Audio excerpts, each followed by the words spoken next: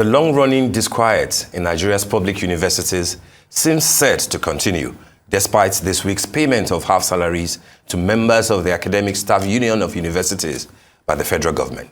Critically, the sabre rattling by the lecturers have resumed a couple of weeks after Speaker of Nigeria's House of Representatives, Femi Gbajabiamila, claimed responsibility for brokering a truce between the Union of University Teachers and government. Minister of Labour and Employment, Chris Ngige's role in the apparent mismanagement of the negotiation process continues to attract negative comments from the Nigerian public. Against this backdrop, we're about to get into conversation with Yomi Fawehinmi, a certified trainer, leadership development facilitator, and a coach on what should constitute global best practices in the management of labor relations. Good morning, Mr. Fawehinmi. Yeah, good morning. How are you today? Thanks for inviting me. Very well. Thanks for joining us. Thank you so much. Yeah. Well, I mean, it's about what is good when it comes to labor relations, particularly in the education sector, which is very key to the development of any country.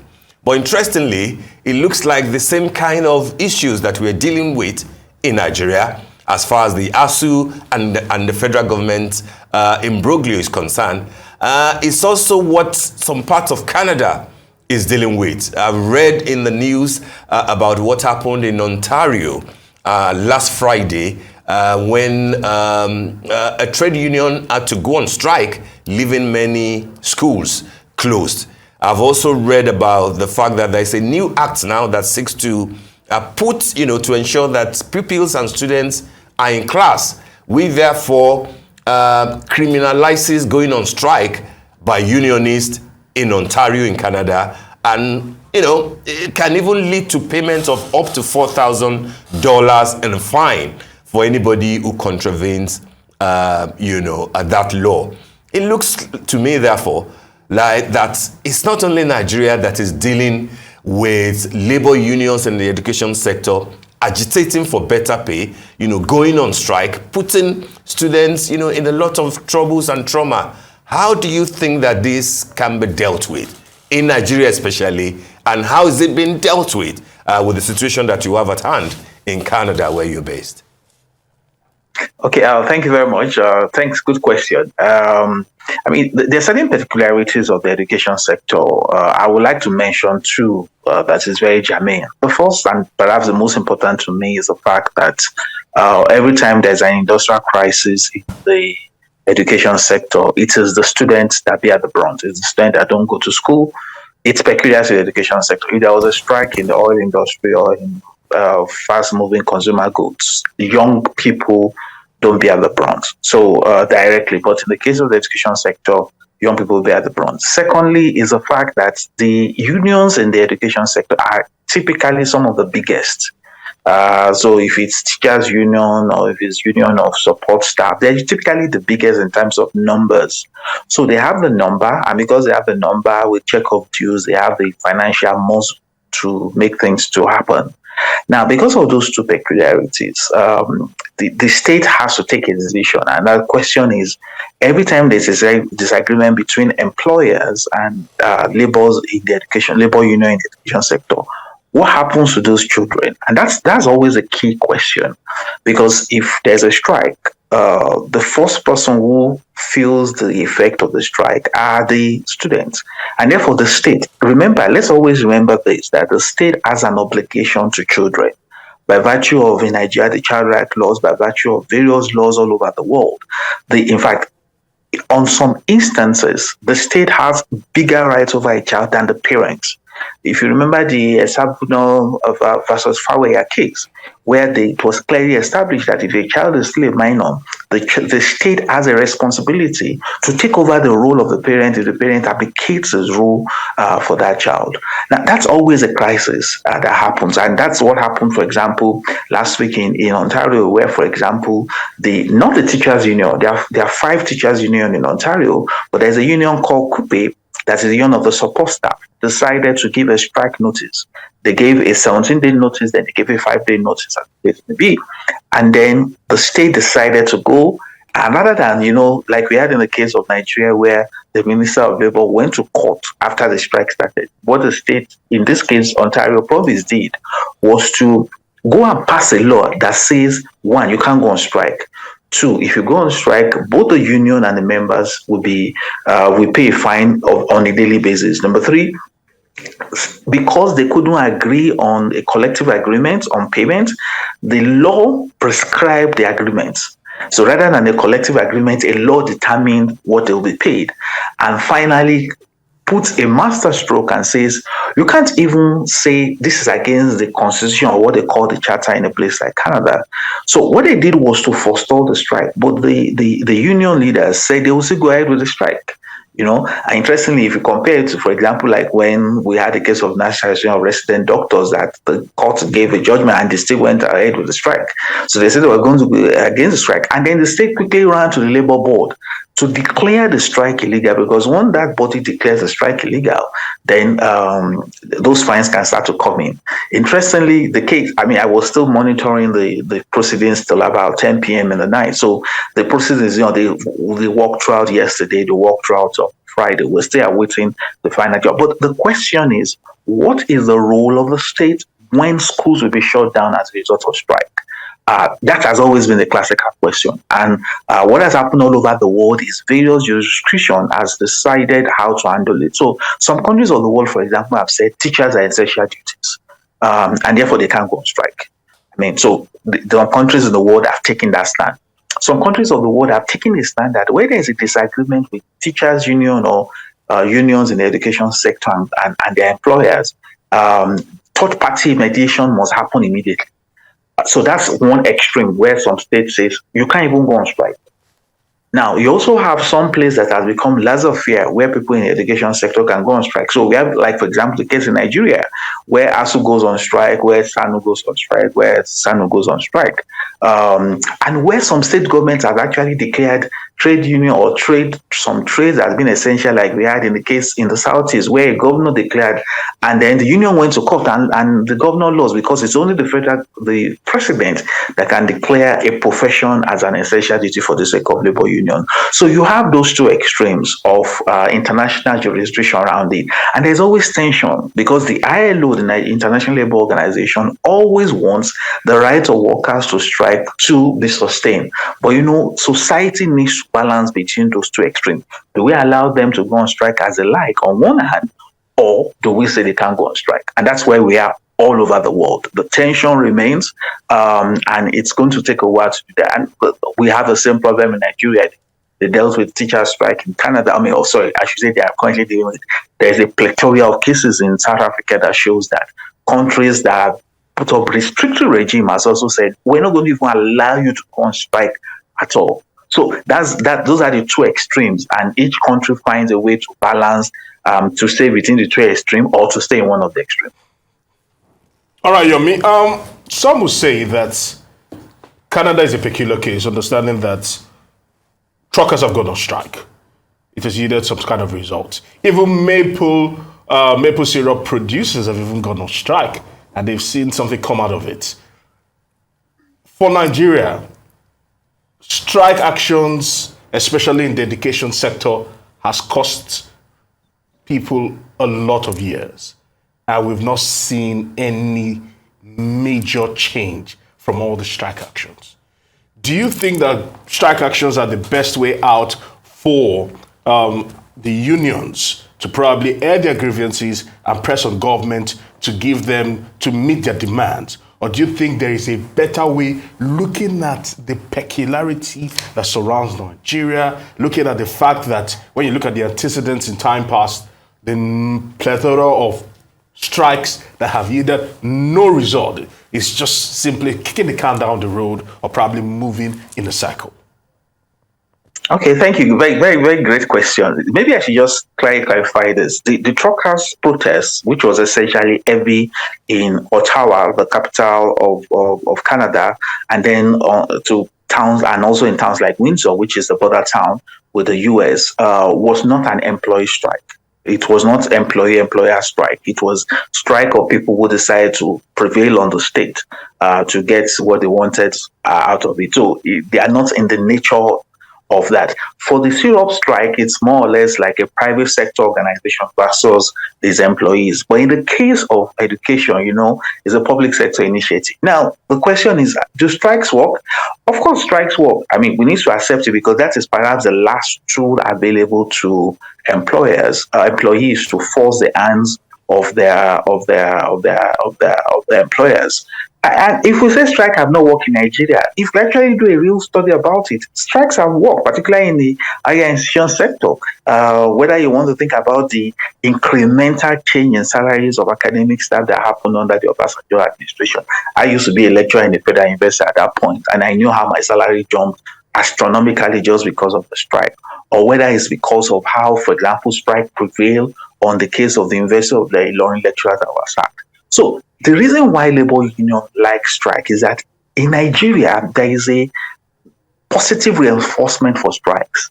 Because if employees are agitating and they are being ignored, then they have to leverage on that. And once you do a cessation of work, the employer starts to suffer. So there's been some effect. But the question, and that's always the question to ask, ideally, public policy analysis is based on the classical cost-benefit model.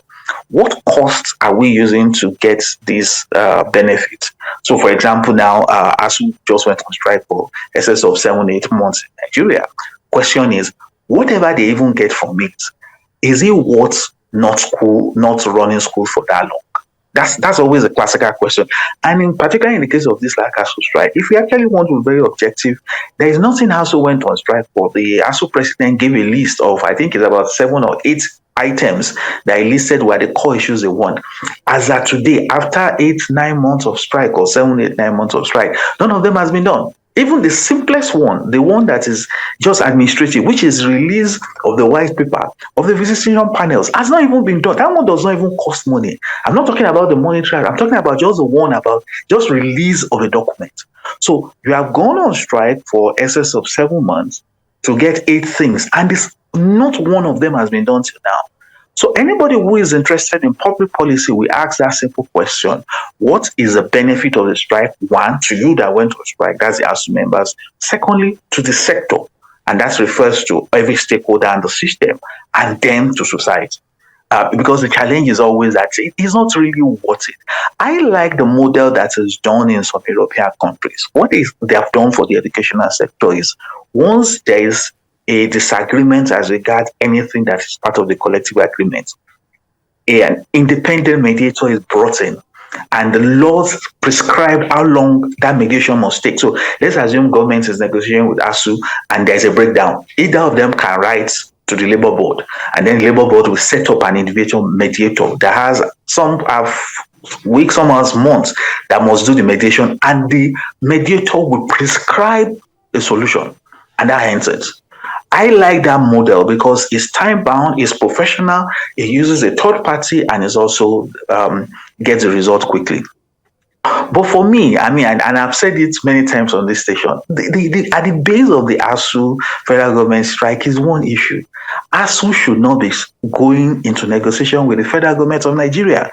Reason, the employer of ASUU members is not the federal government of Nigeria. The employers of members of ASUU is the council of the various universities.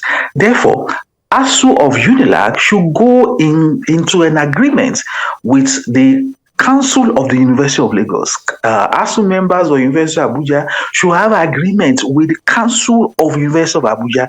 The problem we have, and in the intro, there was a talk about the role of Dr. Ngigi. He has no business in this. A collective agreement is defined by law as an agreement between an employee union and the employer. In Nigeria, the employer of the university staff is not the federal government of Nigeria. It is the council of the universities. Let me tell you what will surprise you.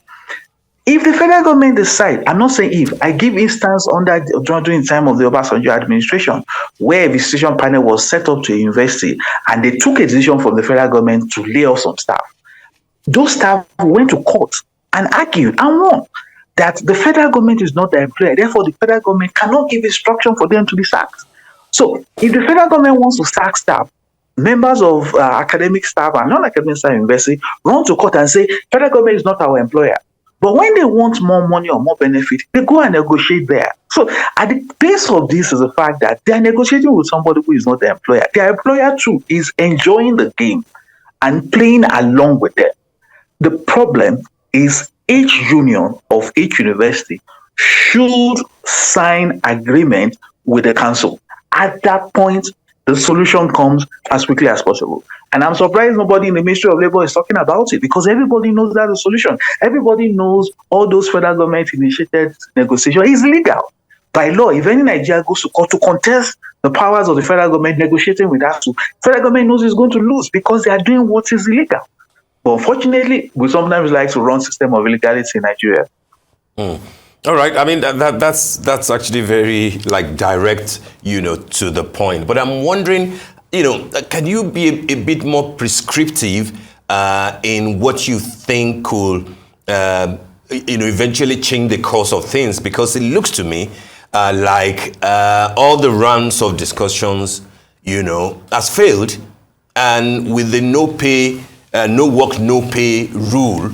Even though what is said is that a worker deserves his wage and nobody wants to labor in vain, we may have sooner than later another round of strike from ASUU.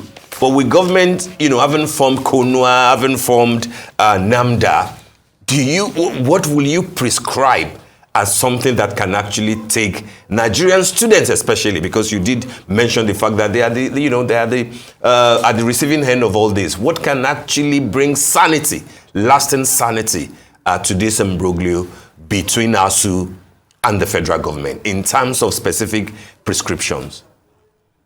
For me, a couple of initiatives. I just want to mention two critical ones. One is a quicker movement towards university autonomy. I became a lecturer in a Nigerian university, public university, in 1996. That's when I started teaching in the Nigerian universities. And I was a member of ASUU. At that point, we were, autonomy is like a band. You start like 100 and maybe you start from 0 and maybe 100 is the maximum. It's like a band. We were like 5 or 6 on that band then. But ASUU took it upon itself to fight for autonomy. Unfortunately, the way ASUU have chosen to now, and I'm saying this because there is a change in the leadership of ASUU and the ideological capacity of ASUU to confront issues. There's been a radical change, and we need to accept that. It's obvious from what you see when you hear interviews of some of the current leaders. I mean, you compare it to some of those leaders of those times, and you can see that there is a change in the capacity to respond to issues. It was the same ASUU, for example, that came up with TED Fund. Education trust where it was. Why have that system not brought something? So you have a situation. So we were like a 5 or 10 on that 0 to 100 band then. But ASUU was more focused on moving us on the scale of autonomy around what will make it more powerful in the appointment of vice chancellors. So today we have Nigerian laws, University Ministerial Act, that now gives not ASUU as an association, but members of the universities, the power to appoint vice chancellor. It never happened in the 90s when I joined the university system, for example. So today now, when they want to appoint a new vice chancellor, the Senate and council form a committee, Senate vote, this one. So staff are more involved. And I'm so happy. I mean, everybody I'm talking to here work in an organization, perhaps the only organization in Nigeria where staff employ their CEO, votes and determine their CEO is the university system. That's why, for example, throughout the time of the 6-7 month ASUU strike, if you notice, Committee of Vice Chancellor of Federal University was not speaking straight. They were going this way and going this way, and because they know if they lose the support of ASUU members, they are done. So we have created a situation where effectively Vice Chancellor of Nigerian public universities are practically like trade union leaders because they rely on the trade unions to get to power. So what my first prescription therefore is a movement further on that autonomy situation. And what does that directly impact? That means each university is autonomous. UNILAG is not the same as University of Ibadan. Therefore, agreeing or signing agreements or paying lecturers of Federal University of Nigeria with Federal University of Nigeria or Yelkiti the same salary cannot be autonomy. Cannot be autonomy. Each council should determine what it wants to pay. Let me ask you a question, and I'm so happy. I mean, the people in the studio have been around for a while.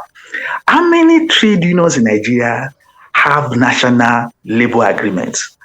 For people in the media industry, you have what they call RATAWU, Radio and Theatre Workers Association. Is there a RATAWU agreement with federal government? No. Why is there not? Because RATAWU is supposed to have an agreement in Arise TV, in this television station, in this radio station, in this radio station.